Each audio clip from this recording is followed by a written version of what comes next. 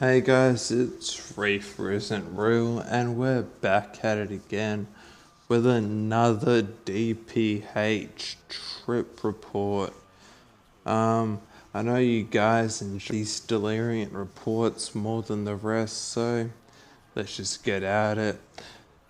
This guy took 800 milligrams in school, which is just absurd to think about, especially if you've ever tried DPH. So let's just not beat around the bush and get right into the report.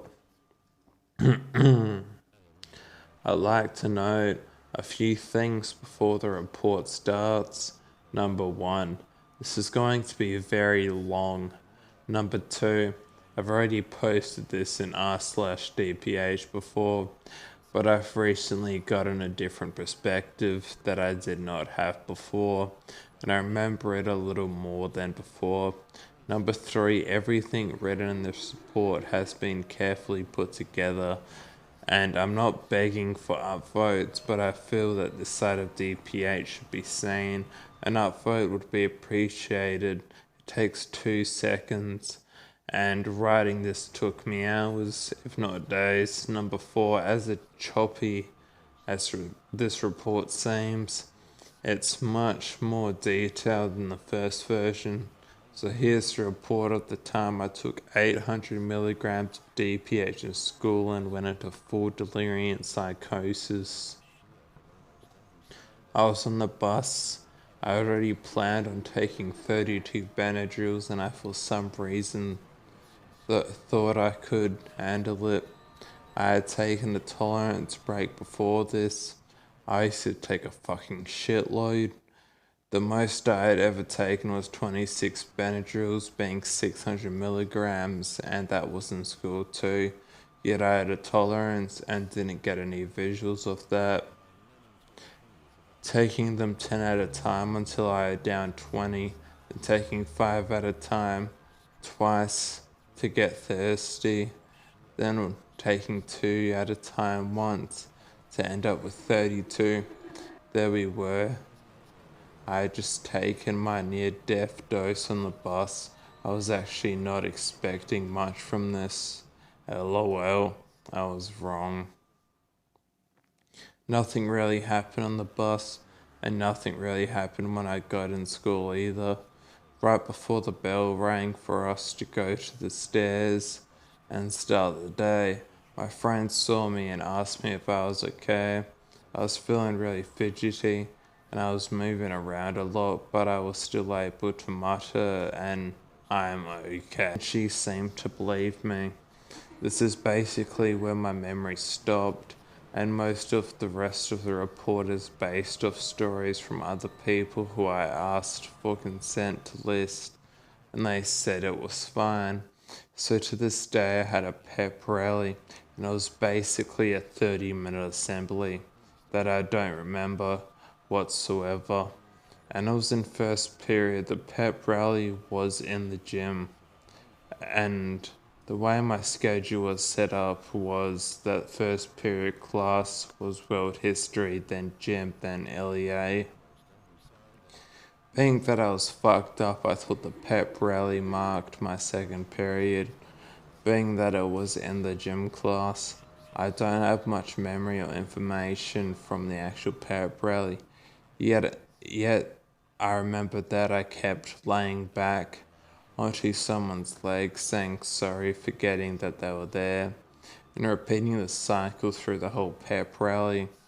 After the pep rally is when I started fucking up and doing weird shit. So at some point, the pep rally ended, and we started walking back to our classes. Again, I thought this was signal third period, so I casually went to walk to my third period class, being LEA. My friend Savannah was in the LEA class and witnessed all of the random shit I did. So firstly I went into LEA classroom and started looking for my belongings. Apparently for some reason I thought I had my stuff there. The LEA teacher, Miss Eaton, told me that it was the first period.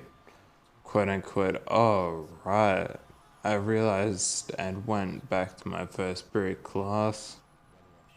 My friend Xavier was in first period class and told me. I walked in and started rambling to the teacher. Miss Rant asked me what I was talking about. Then I said that I needed to go to the bathroom. She said that was fine. I started to walk out the room, tripping over a chair in the process, and apparently causing me and the chair to fall over. The teacher walked up to me as I rushed to get the chair back in its place.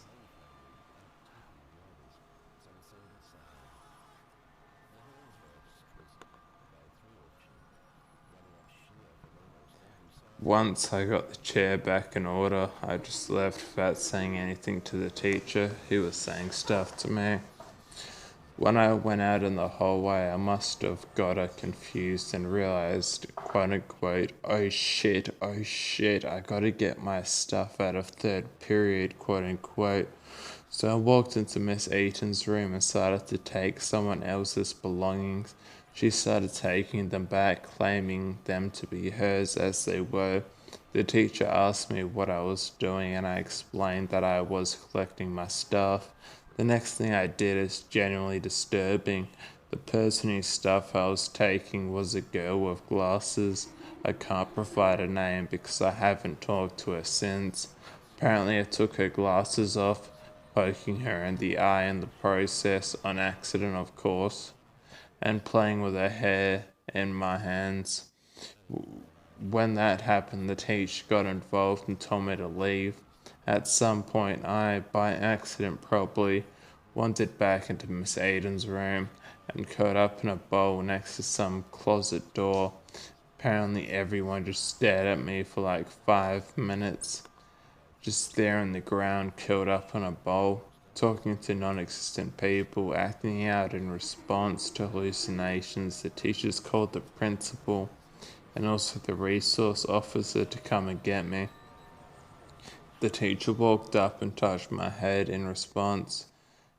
I quote unquote came to, and she told me that I needed to leave. I got up and went into the hallway, and Miss Eaton came with me. In the hallway now, Miss Eaton asked me what the hell I was thinking. I explained something that was incoherent. I kept rambling until the resource officer, my first period teacher, Miss Rant, and my principal, Mr. Berg, got there. Apparently, Mr. Berg tried to get me to tell him what happened, and I eventually told him I took a lot of Benadryl in order to get high.